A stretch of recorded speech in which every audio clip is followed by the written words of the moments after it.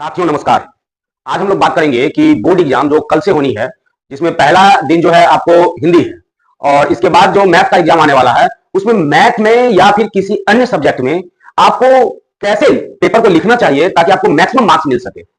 अगर आप board exam में देखिएगा तो सबसे पहला कंडीशन तो यही होता है कि आप एक भी क्वेश्चन को ना छोड़े। कहने का मतलब यह है कि बोर्ड में अगर 30 क्वेश्चन है जिसमें 2 नंबर का, जिसमें आपको 15 बनाना है तो 15 का 15 बनाना होगा। इसके बाद अगर 5 नंबर वाला क्वेश्चन में 4 अगर अटेम्प्ट करनी है आपको तो 4 ही अटेम्प्ट करना होगा, मतलब क्वेश्चन आपको छोड़नी नहीं है। पहला कंडीशन। अगर आपको कोई क्वेश्चन नहीं आ रहा है तो आप कुछ भी उसके बारे में अगर याद आ रहा है तो आप लिख दीजिए ताकि कुछ मार्क्स उसमें मिल जाए। छोड़ दीजिएगा तो जो खाली पेपर होता है उसमें कोई मार्किंग नहीं होता है। अगर कुछ लिखा हुआ है तो कुछ मार्क्स मिल जाते हैं। अब बात यह है कि आपको कौन से मैथ की अगर बात करते हैं तो मैथ में ऐसा कि क्या आपको लेनी चाहिए और मतलब कि क्या कौन सा क्वेश्चन को आपको अटेम्प्ट करना है और कौन सा छोड़ना है ताकि आपको मैक्सिमम मार्क्स मिल सके। तो इसके बारे में अगर बात करें तो सबसे पहले आप पहले चैप्टर को अगर देखे होंगे जिसमें आपको कुछ इस टाइप का क्वेश्चन मिलता है 2 + √5 सीधी कीजिए कि एक अपरिमेय संख्या है। इस टाइप का क्वेश्चन 110% पूछा जाता है एग्जाम के अंदर। इसके अलावा परिमेय संख्या अपरिमेय संख्या इस सब का क्वेश्चन जो है नहीं दो एक बार रिवीजन कर लीजिए आप। इसके बाद मेरा एक इंपॉर्टेंट फॉर्मूला वाला था, चैप्टर वाइज चैप्टर करके मैंने डाला था। इसमें से आपको अकेले 20 नंबर का क्वेश्चन पूछा जाएगा केवल और केवल फॉर्मूला बेस्ड। तो ये भी आप कर लीजिएगा तो भी अच्छा खासा नंबर मिल जाएगा आपको। इसके अलावा अगर आपको ट्रायंगल नहीं आता है तो इसमें कोई बड़ी बात नहीं है। बहुत आदमी ऐसा होता है जिसको ट्रायंगल समझ में नहीं आता है।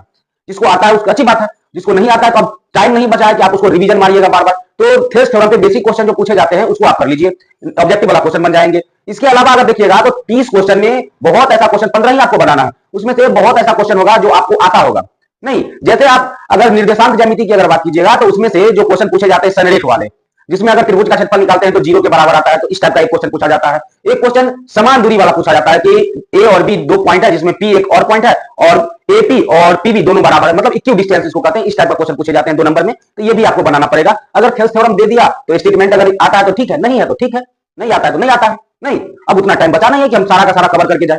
तो कम समय में मैक्सिमम मार्क्स कैसे लाना है ये बता रहे हैं आपको। क्वेश्चन छोड़नी नहीं है, जो भी आपको उसके बारे में आता है ठीक है, नहीं आता है तो भी ठीक है, कुछ ना कुछ जरूर उसको आंसर में लिखना है, खाली पेज नहीं छोड़ना है। ठीक है। लिखने का कला क्या है कि लिखने की कला यह है कि आप स्टार्टिंग का जैसे 4-5 पेज है अच्छे से लिखिए, सुंदर राइटिंग में। ऐसा नहीं कि पूरा टाइम वही लिखने के चक्कर में बिता दीजिएगा, ऐसा भी नहीं है। मतलब ढंग से लिख के आइएगा ताकि जो कॉपी चेक करने वाले हो उनको थोड़ा सा ये लगे कि बच्चा कुछ पढ़ लिख के आया है, और मार्क्स देने के टाइम में कंजूसी नहीं करेंगे। नहीं तो ये भी एक तरीका है कि मैक्सिमम मार्क्स आ जाते हैं और वो बच्चे भी पास कर जाते हैं जो कभी पढ़े नहीं है या ढंग से नहीं पढ़े हैं, नहीं तो वो भी पास कर जाते हैं। अब इसमें से जो क्वेश्चन पूछे जाते हैं आप देखे होंगे कि a1/a2 बराबर b1/b2 इस टाइप का क्वेश्चन है। ऑब्जेक्टिव में भी इस टाइप के क्वेश्चन पूछे जाते हैं, सब्जेक्टिव में भी पूछे जाते हैं। नहीं, इसके बाद ट्रिग्नोमेट्री आप देखे होंगे, ट्रिग्नोमेट्री से बहुत सारे क्वेश्चन पूछे जाते हैं। तो आप वैल्यू याद कर लीजिए, 1-2 क्वेश्चन वैल्यू से ही फंस जाते हैं। sin 90 - थीटा क्या होता है, cos 90 - थीटा क्या होता है, ये सब पे भी क्वेश्चन ऑब्जेक्टिव पूछे जाते हैं। इसके बाद sin 18 डिग्री cos 72 डिग्री इस पे भी क्वेश्चन पूछे जाते हैं। सब आंसर ना हमेशा एक होता है, सब ध्यान रखिएगा।